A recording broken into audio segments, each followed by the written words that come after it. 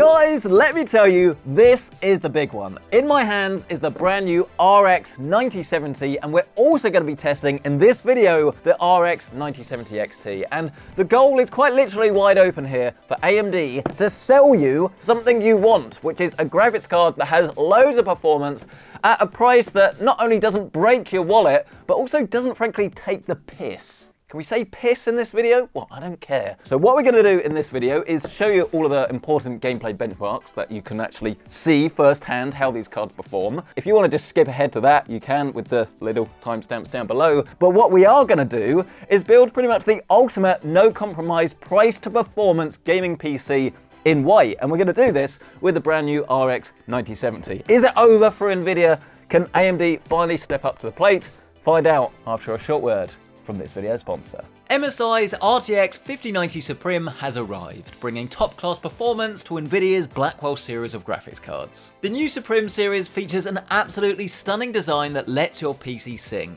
with precision-crafted engineering, brushed textures, and beveled details. The Suprim comes pre-overclocked to get even more performance, and is built with MSI's latest hyperfrozer thermal design, with Stormforce fans, a GPU and VRAM vapor chamber, and square-edge heat pipes for unbelievable thermals and acoustics. Learn more about MSI Suprim graphics cards today with the link down below. So yes, today sees the launch of not just one graphics card, but two, and they've actually renamed them. They've got the 9070 XT, well, that competes against the 5070 Ti, and then this one that we're going to be doing our build with, which is the 9070, and that competes with the 5070. Makes sense, 90 is better, so it's going to have more performance, right? Well, obviously this is what we're going to be testing throughout this video, but I think in order for AMD to actually kind of win this generation, and to convince you, the person watching this, to forgo your NVIDIA upgrade and change teams to Team Red, which is quite literally what they want because it says switch to Radeon with a QR code on the box, I'd say that they've pretty much got to do three things.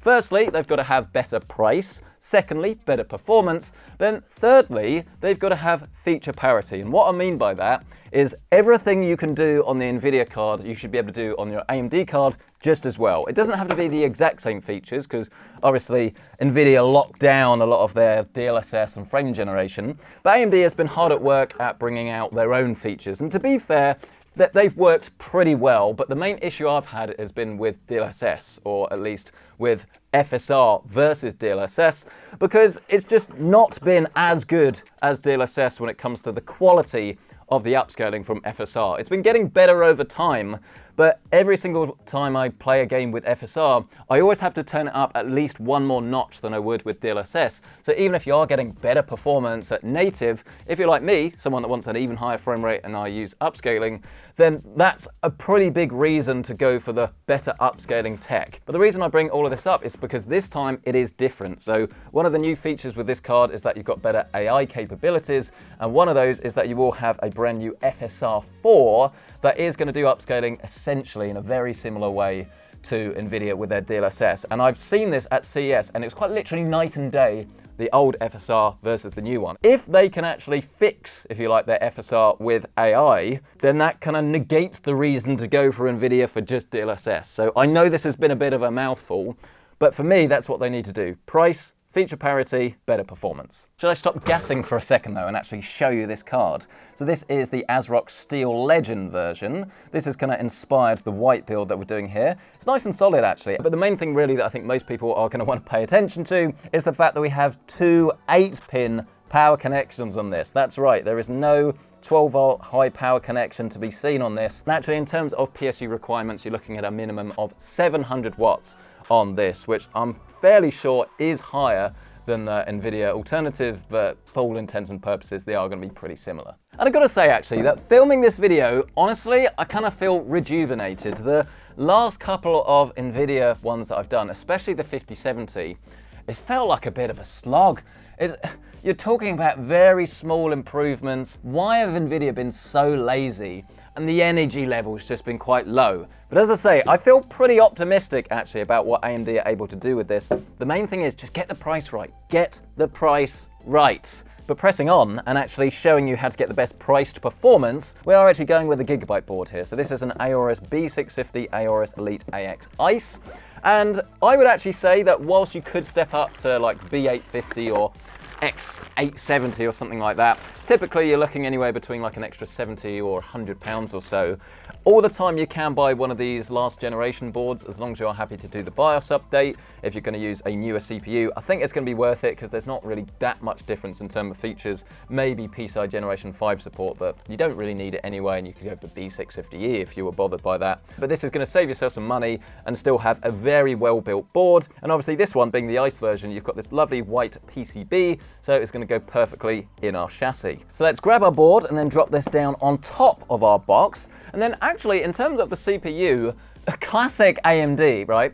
Price of their 9000 series of CPUs, they were fine, but they were more expensive than the old ones, and there wasn't really that much difference in terms of performance. There was a step forward, but it wasn't like gen on gen like we kind of expected, right? But now that everything's had a little bit of time to mature, finally, they're pretty easy to recommend actually. So we've got the Ryzen 5 9600X. So this is only a 6-core CPU, and in certain games, you are going to get better performance with something like a 7700X. But in a lot of titles, you will find that the 9600X will actually outperform the 7700X because it has stronger single-core performance. And 6 cores is still more than you really need for most games. And obviously, when it comes to memory, we're going to want to have the matching set. And that's reminded me, we haven't even spoken about the elephant in the room, which is video memory on the AMD graphics card versus the 5070. But don't worry, there's plenty of time for that. We're using some of the more attractive RAM that I actually have in my arsenal. This is from T-Force. This is 6000 megahertz, 32 gig CL30. But we just find slots 2 and 4, and then push this down into place. Then we can move on to our SSD, and we're going pretty high end actually. You could absolutely get away with going for something lesser. Oh, I would also advise not chucking it on the motherboard. That's not a great idea. This one's from Kingston. It's a 1 terabyte drive, Fury Renegade. Oh, it's just called Fury Renegade. It doesn't actually give the model number on it, which isn't very helpful. But don't worry, because full links to everything featured in this build will be down below, but it's got very high read and write speeds and should have great sustained performance. Let's open up our top SSD slot. If you haven't already, make sure you remove the plastic cover or plastic film. Then just feed this in this top slot, and then we can move on to genuinely one of my favorite PC components of all time, which makes me sound like a massive nerd, but fight me on it. Like, I'm not joking, just because it punches far above its weight. Amazon have ruined the aesthetics of this box, by the way, which upsets me greatly, but hopefully it won't happen to you. But this is a tower cooler that, as I say, punches well above its weight. It's so easy to install, and you can usually get this for less than £36 or dollars, which is insane. I know I must sound like a broken record at this point, but just remove the default AM5 mount, grab a little plastic post that you get in the bag and just lay these on top. Then you want to get these AMD mounting brackets hovered over those posts. Then use the included screws to actually get this fitted down, but do remember that this little like nub in here does need to be facing upwards. Gently lay this across those holes and then gently screw this down, remembering to frequently swap sides to apply even pressure as it comes safe and secure. But otherwise, just create your cooler sandwich look. Then making sure you have daisy chained everything properly together, get your addressable RGB and hook this here, and then your CPU fan is this little white one that's called CPU fan. And with that, we are now ready to move on to our chassis. And you might recognize this because this is actually a case that we have used before on the channel. This is the new NZXT H5. Personally, I do miss the old fan that they had on the, well, not the original. Was it the original H5? The previous generation H5, where you had this little fan down the bottom that kind of angled towards the GPU. Thought that was quite cool, but what they've done here is change it so you've got all of this mesh on the side here, so you can still get great airflow pretty much throughout the case. Other thing I don't like about this too much is that you do have some quite visible mounting channels on the left and the right. Personally speaking, I think they could have done a better job with this, because as soon as you put this side panel back on, I think you can quite obviously see the kind of gaps in the case. But other than that, I love this thing. I think price to performance is ridiculous. And unlike the Corsair Frame 4000 that we actually tested yesterday, you can find that video in the top right corner of your screen, this one is pretty well built. But this is a pretty cool enclosure, so let's grab it. We can then pick up our motherboard, line this up, look, with the back, and then get that secured into place. And then once you've done that, most of your PC is now actually built, because this is the version that actually comes with the RGB fan frame on the front and an extra fan on the back. It perfectly matches the all-white theme. And as I say, this isn't going to cost a crazy amount of money. It's not cheap, but it's certainly not anywhere close to, let's call it NVIDIA money. But let's give this a swing round the back. open this up, you can see it's a little bit thin, but nothing too crazy, to be honest. And then on this side, you can see that they do give you a large amount of room here for cables and things, a lot of channels. This is what I mean, NZXT actually really did carefully think out their cases. It was literally just the way it looks from the front, I think, is a bit meh. Other than that, really do like it. And because you have this PSU tray down the bottom that's completely flat to the floor, you have your power supply now facing upwards, it means that the actual internal footprint of the case is small, but then room inside is a lot bigger than you'd expect, so it's pretty darn cool. Then we can start to get them connected with this little rear fan at the top. Then below that we have our USB Type-C. USB 3 is down here at the bottom right. We've got another fan down the bottom, another ARGB, and then right at the bottom we have our HD audio. Oh, and let's not forget our last one, our front panel connection. And now that we have done that, I believe it's time to revisit the reason we are here, the brand new 9070, the card that crucially comes with 16 gigabytes of VRAM. Now, I will say, to NVIDIA's credit, they're using G7 memory. This is G6, which is slower. Does that matter in terms of real-world performance? Potentially. It's something we'll look at a little bit later. But it didn't take me very long to break the 5070's 12 gigabytes of VRAM if you want like 4K gaming, really high settings. That shouldn't happen on this, but that is one of the tests we will be doing. Because the performance might be terrible, so you might be screwed either way. But look at that! Tell me this is not a really attractive system. This graphics card is actually quite a nice length as well, because it's not too big, but it just fills the space quite well. But now that that is in, I believe that it is just one more piece of the puzzle to go. And this is actually a little bit overkill. This is from Corsair. It is the RM850. We've gone for this white edition because we want white cables, but it comes with these, I was going to say nice white cables. I mean, the custom ones are definitely a lot nicer. You can see that they aren't braided, they just have this white sleeving. But you do have to actively remember to have the fan facing upwards. Otherwise your power supply will be very sad and, to be honest, will probably fail. Let's feed the power cables through to their respective homes. Then we can give this a spin, get our graphics card plugged in. Our CPU is up here at the top left, and I've got to admit, is quite fiddly, especially with this air cooler, but that went in no real issue. And then last, but certainly not least, we have our ATX look at the top right.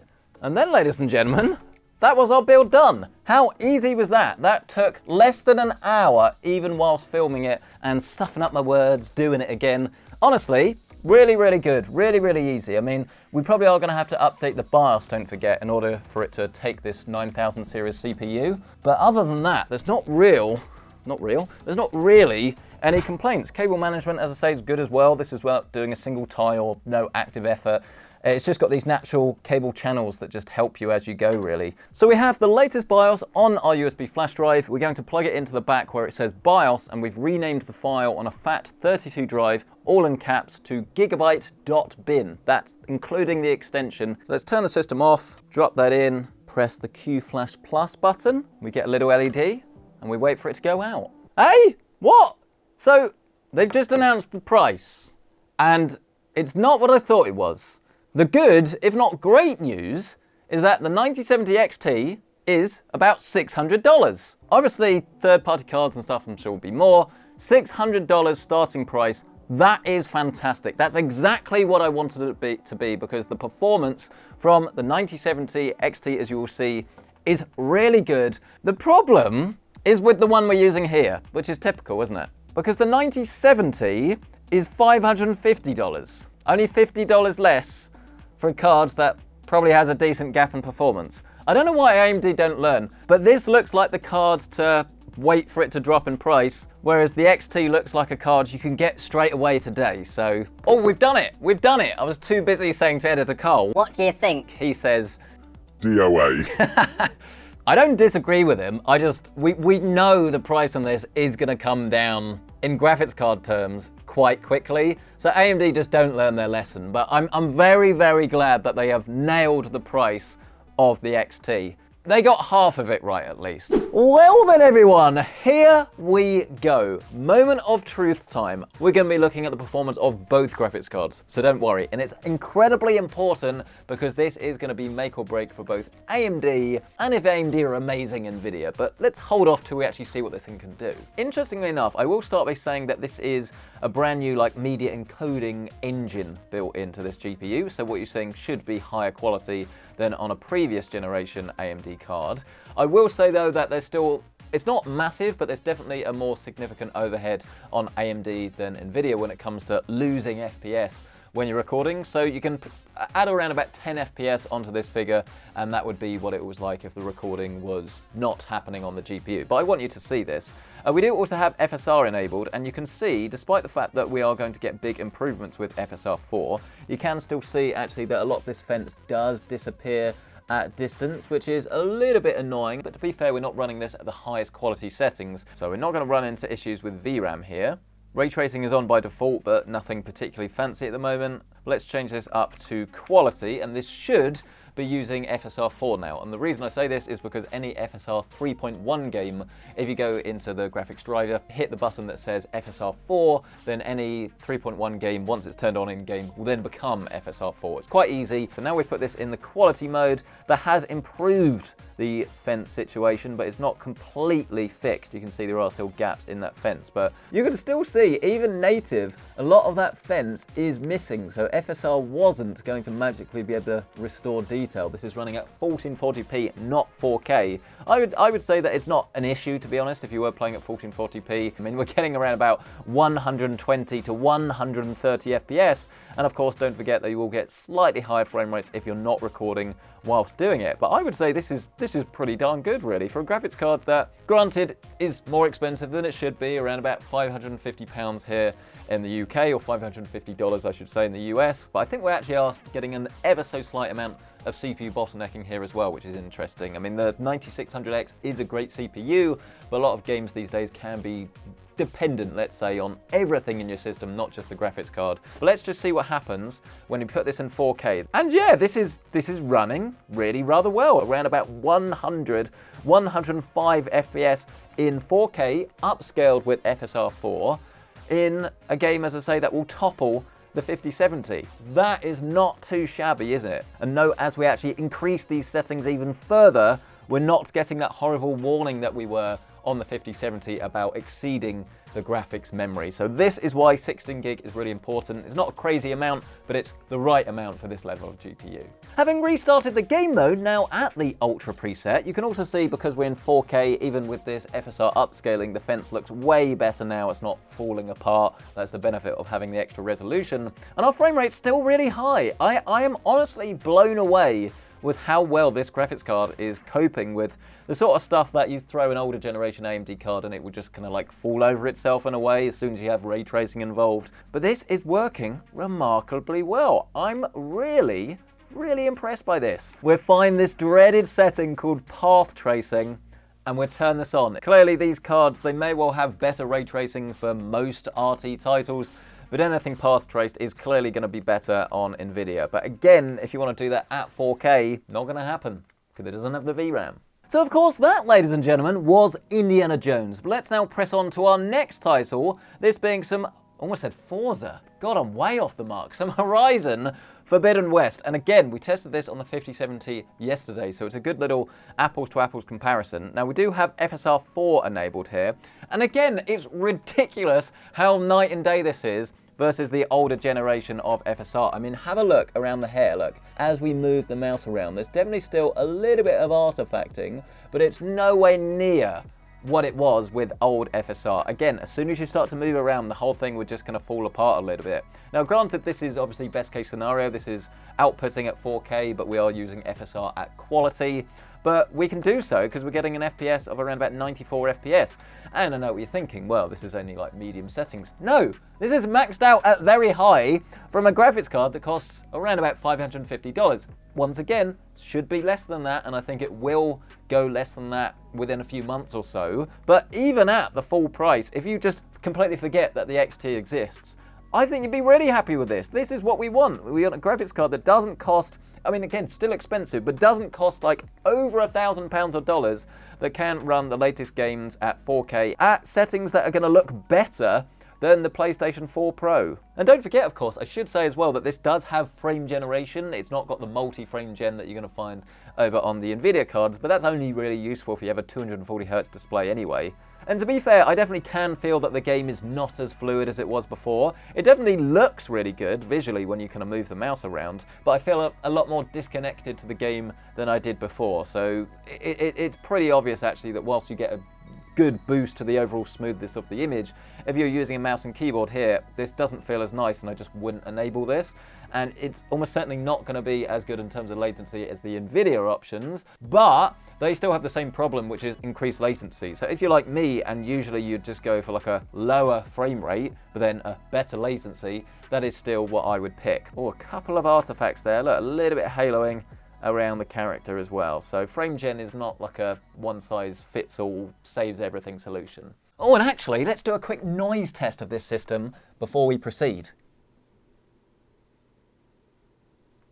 It's essentially silent. Really, really impressive, actually. Oh, but ladies and gentlemen, here is the moment I'm sure you guys have been waiting for, the multiplayer test. It's not just about ray tracing, it's about getting the best possible FPS and latency in your favorite game. So what we have here is some Call of Duty Warzone, and this has literally just been updated, actually, with FSR 4. And as you can see, we're getting around about 109 FPS, actually, a latency of about 22 or so. Oh, it's not enough to save me there, though, is it? Oh, come on, come on! No! Oh, yes, I'm so good at this game!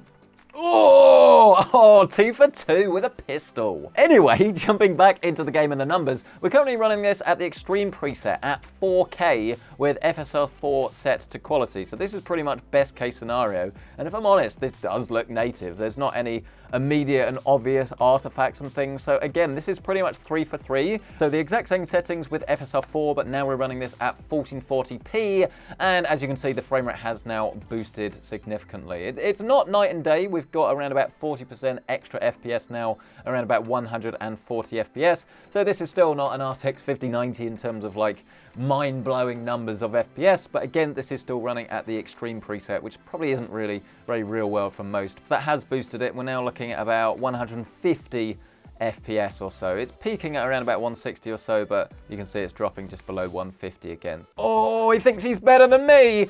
He thinks he's better than me! He was better than me. Oh, but ladies and gentlemen, unfortunately, we were unable to complete the quartet of FSR 4 games because this one doesn't seem to have FSR at all. This is some Fortnite, this is my game, and we are using XeSS in its place. And to be fair, this still works really well, and we're running this at around about 100 FPS actually. We've got this set to what I would call a nice balance between getting all of the lovely visual goodness, but not like completely taxing your system. So nanites turned off, lumens disabled, and we are running this at ultra settings on both the textures and the view distance. Everything else is set to high. So the game looks absolutely stunning. Let's see what happens if you want even higher FPS though. Let's go all the way down to XeSS Performance, which is essentially going to run this game at a low resolution, upscale it, but still use the pixels that we have on screen. And again, our FPS has increased. It's not like crazy night and day. And then one last test before we move on to our proper head-to-head gameplay benchmarks with the other cards. What you're seeing now is 1440p with XeSS set again to Ultra Quality Plus. So you can tell this doesn't look quite as good, but it's still going to be a great way to play, especially if you have a native 1440p monitor and you don't have to deal with the down-resing, and you're getting anywhere between about 140 and 160 FPS. You've seen the real-world gameplay and how it performs, but let's show you those numbers. Over to you, Bench Carl. Hello everyone, it's me, Bench Carl, and for the first time in the last 2 months or so, I was actually excited to see the numbers come in from these new AMD GPUs. And TLDR, if you're in the market for a new card for about £500 to £700 or dollars and can get one for MSRP, go for the RX 9070 XT. The RX 9070 is laughably dead on arrival at its RRP. The price gap is just way too small for such a large performance gap. It should have been priced at $499 at most, realistically closer to $450. We'll have to wait for AMD to adjust the price down the line, or if we're really lucky, retailers might do it for us in order to shift some unsold stock. But it's classic AMD, so in the meantime, swap that 9070 in Marcus's build for the 9070 XT. It appears you can take it with ease. At 4K, the RX 9070 XT delivers solid performance gains over the 7900 XTX, averaging about 9% higher FPS. Meanwhile, the standard RX 9070 trails the formerly $999 RX 7900 XTX by about 8%. Decent gains in isolation, but in reality, this means the RX 9070 XT is 18.5% faster than the RX 9070 at 4K, despite only costing 8% more, making the price of the RX 9070 laughably redundant. Great card, bad price. Compared to NVIDIA, the 9070 XT is just as fast as the RTX 5070 Ti, whereas the RX 9070 is 8.5% faster than the RTX 5070 with the same MSRP. When I read that out loud, it makes me realize that the 9070 is likely doomed, with its only saving grace being its 16GB of VRAM. If AMD wants to gain market share, this needs a price adjustment immediately. They can't keep matching NVIDIA whilst being a tiny bit faster or a tiny bit cheaper here and there. People quite literally don't buy into it. When it comes to 1440p, the numbers look very much the same. Strong performance for both of the AMD cards, with the RX 9070 XT being the shining example, regularly within touching distance of the RTX 4080 Super, another $1,000 card. This is what we wanted to see. Last generation $1,000 price tier cards coming down to the $600 mark. This gives gamers on older generations a true reason to upgrade, not 5 to 10% improvements like we keep seeing from Team Green. Of course, at 1080p with upscaling enabled, we're basically CPU bottlenecked in most titles, but it's good to see that on average, the 9070 XT is offering 5070 Ti performance and the 9070 is offering 5070 performance. Similar to Marcus, during my testing with FSR 4 enabled, I found it looks way better than FSR 3, and this is a really exciting feature that gets close to leveling the upscaling playfield. Now, when it comes to ray tracing, well, this is why AMD needs to seriously consider their non-XT pricing. If you can't match NVIDIA at every feature, and you want people to buy your cards, you have to be significantly cheaper. Reviewing two very different cards with similar names in a build video with a card we don't recommend, at least for now, is weird, and I have mixed feelings about this launch. But for the first time in 2025, this GPU launch is very different. AMD competes, and in many ways, AMD wins, with the $599 9070 XT offering a 19% improvement on average